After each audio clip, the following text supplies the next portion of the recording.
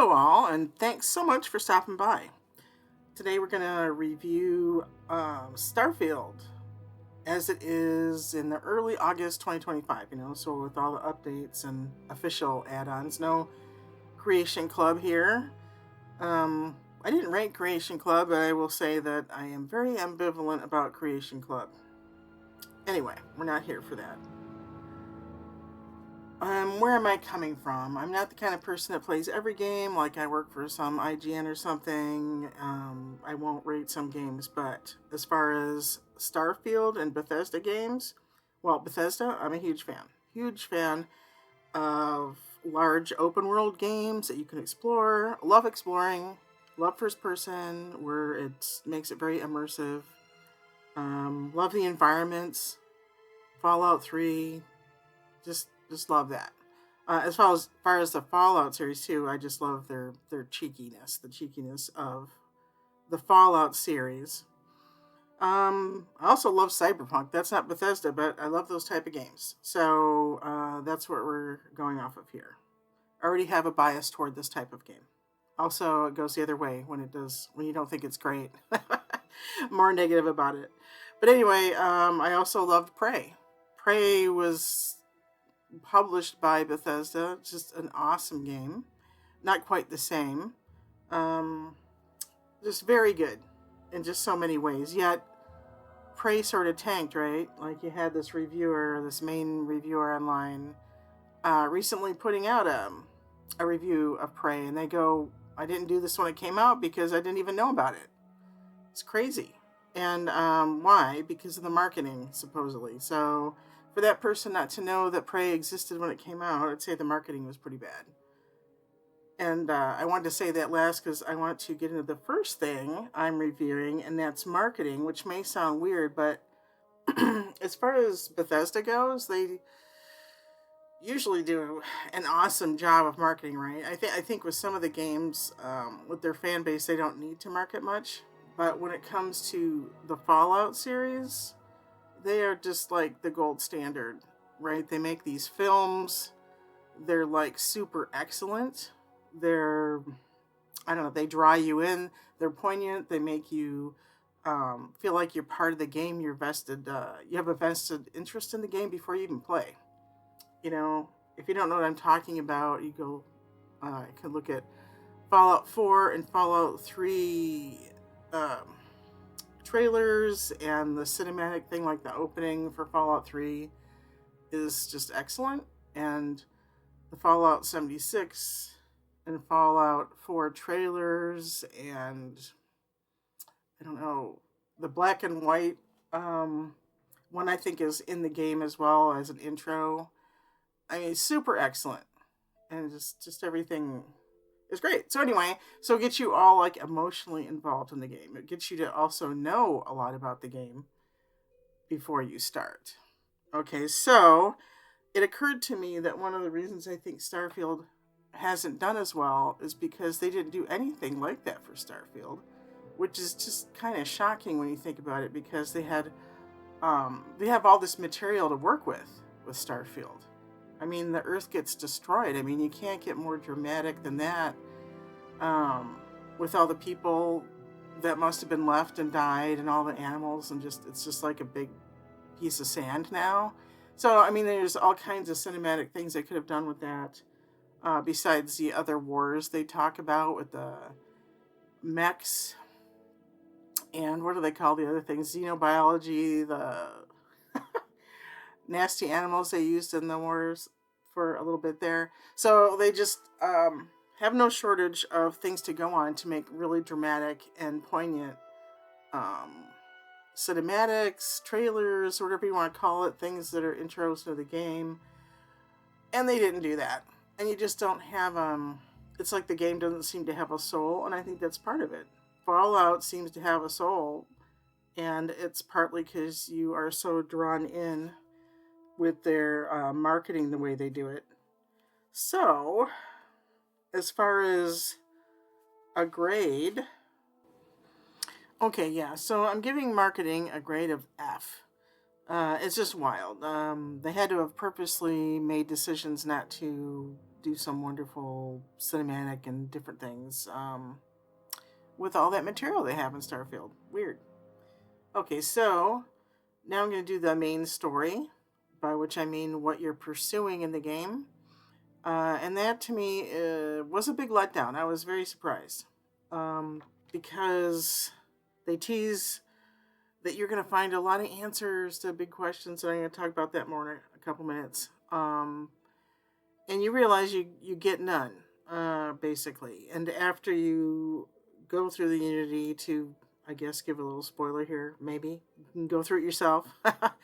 You find out that there's been inconsistencies, there's contradictions, and you actually have more questions because you realize, if you think about it, there's things that the Starborn do that you can't do, and things. I won't get into it too much, but I'm giving it 2 different grades. The main story for this outcome and the incoherence of the story, I'm giving also an F for that. But there are some very neat quests involved with the main story. Very nice. And if you replay the game and you don't do the main story, you miss out on these. And I just think that's ridiculous. One is about a pocket universe, and the other involves the NASA ruins. And so I'm giving those an A. Now, to me, Starfield is more like that the main story is just like a farming thing. Farming for artifacts, mostly. And all the other action takes place in all the other side quests. And Starfield is made up of a bunch of big side quest stories that have to do with each location, in like Sidonia, Aquila City, Neon, the new one they added, of course, and Dazra, the Shattered Space DLC. And the UC has 2 of them, and those 2 are big, and the Crimson Fleet one seems to be quite large. I was a little uncomfortable doing that one since you deceive people on that, but it is a very big part of the game. So it's like a game of a bunch of DLCs put together. And the main story is just a way to get to New Game Plus. Let's see. I'm not sure if I should mention more. I guess I'll just leave it at that. It's a bunch of DLCs. Like a bunch of DLCs. Overall, I give that a grade B. Let's see. Now I'm going to rate the religions aspect of the game. Because they did mean to have religion in the game, and it's very obviously in the game. There's one quote by Todd Howard from a Washington Post article, June 13th, 2021, where he says, "When you look up in the sky, there is this drive to know. What is out there? Are we alone? What are the origins of space and time and all of those things? What role does religion play in some of that as well?" So we do get into some big questions. And then Polygon had an article August 28th, 2023, entitled "Starfield Design Director Emil Pagliarulo Says You May Find God in Its Space or Lose Faith." So, does the game live up to that? I would say no, it doesn't. I mean, there's things in there, obviously. I was personally really thrilled and amazed that they even bring up religion in the game. They do mention God. So you think, oh, they're going to talk about God, and there's a little bit of writings which are esoteric. But what you find out in the end isn't like really, I don't think, what you'd expect. And it doesn't really answer anything. Like I mentioned, the main story thing, it doesn't really answer anything kind of that you don't know already without going through the Unity. So it doesn't live up to the hype. I do have a video out already on the Enlightened and the Great Serpent religion, and then I'm putting out another one pretty soon on the Sanctum Universum by itself, because it can be pretty complicated. So there's that. If you want to know more, I'm going to have that other one out. But overall, Now I'm giving the religion aspect a C. Okay, so the next thing is the lore, which I mean, I guess, by the world development, the history and social development information they have in there. They do give you a timeline outside of the game, and I can't remember how much. You'd have to pay attention more, I guess, to get the timeline in the game. And you start at 2330. The timeline seems fairly realistic. They had to build this whole thing up from the time the Earth, well, from before the time the Earth got destroyed until 2330. So it seems pretty realistic, except it seems really weird that there's these wars pretty quickly and that they used giant mechanized robots and genetically modified beasts. And you think, what are they doing? Because there's so many humans that got killed at the time that the Earth got destroyed. It's not like they saved everyone. So, humanity is probably not doing that great population wise, really. And they have these giant wars using these just really stupid things. But it's like the Fallout theme, right? War never changes. But it's more like humans never change. That's what it seems like. Or like you could say, you can take humans out of Earth, but you can't take the Earth out of humans. The planet of original sin. Then there's the settlements, and they're kind of interesting. They have different social ideas at the different, representing different social ideas at the different settlements. So the UC is kind of communistic, with citizenship being earned after a lot of work. You aren't born being a citizen, you have to become like a member, like the CCP. And then the Freestar Collective represents freedom. It's like Texas. It's messy and a bit hypocritical. And Neon represents a corrupt state controlled like by a mafia type figure. Um, I just want to comment on Aquila City. It drives me crazy because it's so dirty. It's a role playing game, right? I'm walking around and there's mud everywhere. And I'm like, what? They've been there for a long time now. They could have paved it. They could have done something, put a boardwalk in. And they don't. And the game doesn't show you getting mud all in the houses and buildings you walk in. It's just kind of strange. Sorry. I think Bethesda even changed something because there was a bunch of garbage in front of their movable garbage in front of the main building you walk in with the bar and where the law enforcement people are. And one time I just tried moving them out of the way just to, there's actually a dumpster nearby. And I got like in trouble. I got like arrested or whatever you call it. So that's funny. I think they took that out because I haven't seen that garbage there. It's just a bizarre way of doing things. Anyway, so there's some interesting things about these places. um, so I don't know. As far as the lore, I guess I will give it a B. Okay, now I'm going to talk about open world satisfaction, what the open world is like there in the game. The cities, as part of that, are just great. You can jump all over the roofs and everything like that. You can jump off the roofs, off the walls, wherever you want, into the world of the planets. There's no like wall there, invisible wall. So that's good. The planets themselves are awesome. I forgot to look up how many there are. There's a ton of them. There's like over 1,000 planets and moons. So one of the best things about the game, actually, I find attributes of the game, are the sunrises and sunsets. Some of them are just absolutely stunning. So I play for it partly just for that reason. I mean, I really like the exploration and seeing those things. Let's see. Oh, also that like if you're on a moon, and sometimes moons are just like a planet, with the environment, but if there's a giant planet next door, it's really cool looking too. Very neat looking. The sky. So some scenery isn't as great to me. Like they don't seem to hardly have any nice beaches.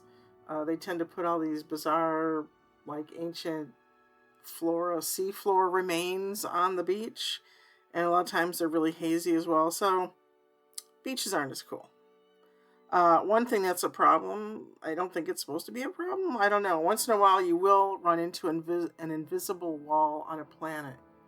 So I've done it a number of times where I'm trying to run to some feature I saw on the local regional map, and then I can't get there, so I wasted time doing that. Um, Also, there's a lot of pre-generated stuff. They added more, so there's always something if you feel like running into people, either friendly people or people to fight with. There are those things. One thing I find weird that I wish was in the game, it would just make it feel so much more immersive and real, is that on planets with breathable air that you would run into settlements, either current or ones that have been abandoned, that were built with local materials. Everything is built with prefab metal stuff and some kind of tent like material, but it's all prefab though. There isn't anything you find like little huts or little houses made out of stone or wood or whatever. And I think it's kind of sad. It's kind of weird. So I wish they had that in there. As far as outposts, you can build outposts. They're okay. It's something else to do in the game, but to me, they're almost useless. I don't kind of know. I don't know. The only thing you can do is make a bunch of materials to sell, like to the people that make ships. Or if you're just really into like making your own manufacturing parts and selling a lot of them. I don't know. It's just kind of bizarre. I think that's weird. It's not like Fallout 4, which people, once you start building all these settlements, other people start and they go, "Can I live here?" They move in. There's activity, like in a real world. There's activity, and you can also have travel caravans. What do you call it? Anyway, caravans between them, and that grows as your settlements grow in Fallout 4. So it's an active thing. It makes it much more like real. And that just doesn't happen at all in Starfield, whereas it actually could. I mean, there are settlers on planets, and they could have people stop by your outpost once in a while and say, "Can I join? Can I work for you?" or something. And they don't have that in the game, unfortunately. It would just make it feel more at home. You'd feel more at home, more real. So anyway, I'm going to give the open world thing and the outpost together a grade of B. Now, the next thing, weapons and fighting, I decided not to give a grade because I'm just not good. I don't think I'm qualified to rate weapons. Like some people on these reviews, they really get into the weapon design and how they shoot and just all kinds of stuff. And I just don't feel like I'm very qualified. Obviously, Bethesda has been making games a long time. The guns in the game, there's a big variety. It's in the future, so you have all kinds of different kind of weapons, and some are pretty fun. A lot of them seem a little useless. My son tells me that the designs are awful, and it drives him crazy. So there's that. I don't know. There's also fighting with the Starborn powers, which is really fun. It can be. There's some that I have a hard time even doing. There's some I haven't even ever done. There's a whole bunch of them. And I like that kind of thing. And the ones I use are lots of fun. I just remember Prey. And Prey, there's not as many. But it wasn't hard to figure out how to use every single one. And they were fun. They were quite fun. So yeah, it's a very interesting game as far as fighting goes. It's not like Dark Souls where you have parlaying or whatever. But there it is. I'm not going to grade it though. How about how they shoot or how they look, the weapons? We'll leave that as a mystery grade. Okay. Now I'm going to talk about, very briefly, about the leveling and perk system. This game is obviously meant to be played a long time. You can go through New Game Plus, more than 10 times. I guess 10 is supposed to be kind of this a limit in a way, or else you start getting weird stuff after that. But anyway, there are 5 perk trees, and altogether there are 82 perks. And each of those perks has 4 levels. So that's 328 levels. So if you were able to do all the stuff for the 4th level, because they're also like skill based in a way, you have to do so many things in order to even be able to move on to the next level of a perk. And the last level of some of them are quite hard, I find. So you could actually theoretically have to be more than level 328 to get all the perks.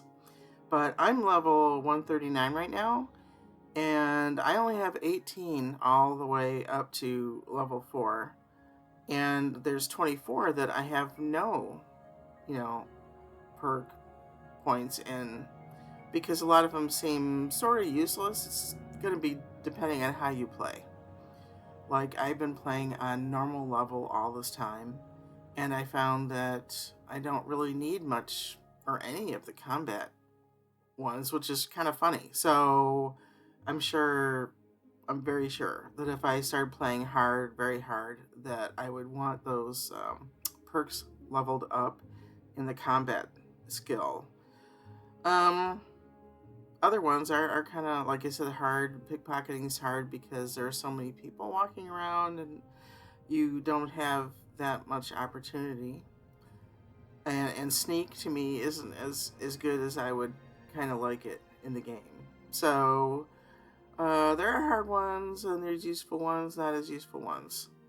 But certainly with it taking up to 328, there's going to be things in there that you find are useful. Like diplomacy is incredibly useful to get all the way up to level 4. So I guess what I'm going to do with this, because it does seem a little wonky, with how many things I'm like not seeming to care about at just a normal level, I'm going to give it a grade B. All right, now on to the replayability quality of this game. Well, it has New Game Plus, and it's kind of a neat way that they did it, I suppose, the way you get to New Game Plus. But if you don't do the main quest, you have an option to do the main quest over or not. If you don't do the main quest over, you miss out on a lot of content. And there's not like there's anything new added to replace it. So it depends.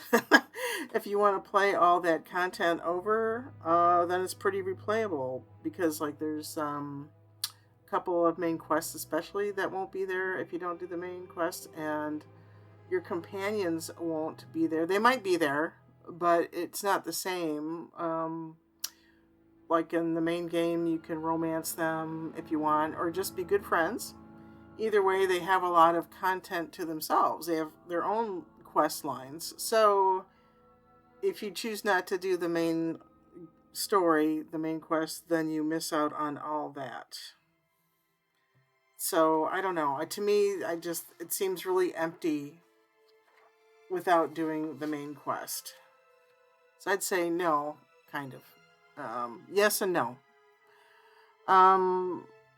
Let's see. Some of the main quest lines to the side ones that I said are like DLCs, kind of, some more than others. I've replayed again. I hate to say, I'm not even going to admit how many hours I've played in this game. I have played a ton of hours.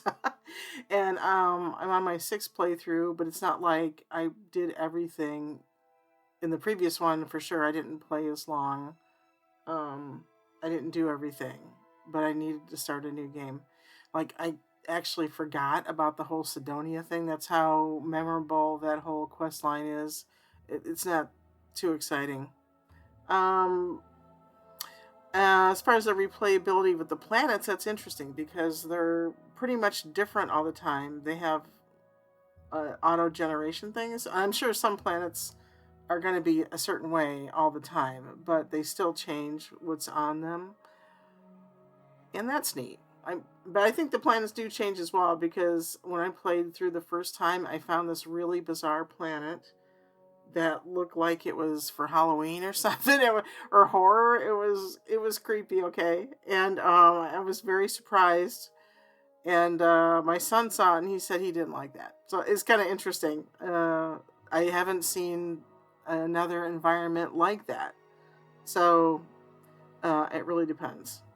So as far as like the story goes, like what it means, like I already graded for an F for replayability. No, there's be like no reason you would play the game again for that. For the quest lines, it's kind of middling, and for adventuring, it's totally replayable. So it's really got a mixed bag there. So I'm gonna give it a B though, not like a C. I'm gonna totally give it a B because the stuff that it's good for, it seems quite good. So a B on replayability. I also want to give one last grade and what I call the fun stuff. I mean, the game's huge. There's stuff I haven't talked about. Um, like in the environment, there's chunks food. It's hilarious. I love the chunks eggs. This is so funny. So there's that. The Adoring Fan. If you haven't played the Adoring Fan, I really think you're missing out. He's, like I said, he's funny. Like who wouldn't want humor in a game? He's quite funny and interesting. And the crafting and upgrading is pretty fun. I guess it's nice to do. The shipbuilding takes a little getting used to, maybe a lot getting used to. But that's fun, I guess. It's nice. The starborn abilities are lots of fun. Flying your ship through asteroids is lots of fun. Using your jetpack in low gravity planets is lots of fun. And also the non-gravity bubbles at Dazra, the Shattered Space DLC, they are very fun. So there's a lot of fun stuff, little fun things that make it nice, and I give that a grade A. Now, taken together, putting these grades all together, it comes out like between a B and a C for the whole game. And being the Bethesda fan that I am, I'm going to give it a B minus, like not a C plus. I have done, like I said, a ton of hours on this game. So B minus for right now. We'll see what supposedly, right, they should have a DLC out this year still. I certainly hope so. There's questionable, people are questioning what's going to go on with that. So they're going to do one. It's a matter of the time, I guess. To me, I want Bethesda to succeed as a studio. I like Bethesda games more than any other altogether. And it just seems like some of their stuff, aspects of what they do, goes downhill with each game. It's kind of sad, and so I would prefer that they do better. So I'm rooting for them. So we'll see if another DLC comes out. I will put out a video about that, of course. So I want to thank you for being here and sticking with it, and would love if you liked and subscribed. As other YouTubers say, it does really help the channel. Anyway, so take care and see you in the next one.